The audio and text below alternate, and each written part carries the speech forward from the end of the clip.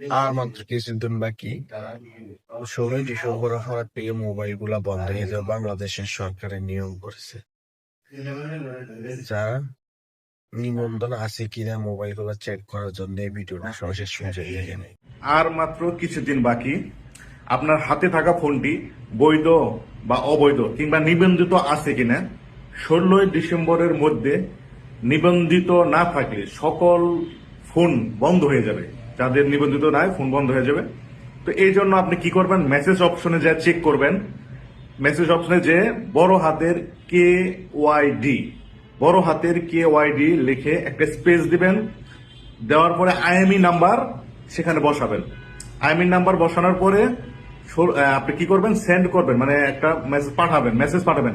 কোন নাম্বারে সেন্ড করবেন?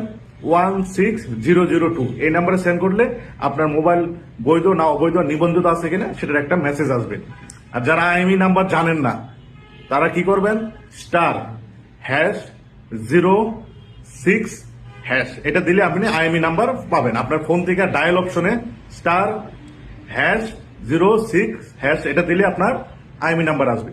তো এই IMEI নাম্বারটা কি করবেন, মেসেজ অপশনে যে আপনি কি করবেন, বড় হাতের KYD লিখে একটা স্পেস দিবেন, সেখানে IMEI নাম্বার বসাবেন।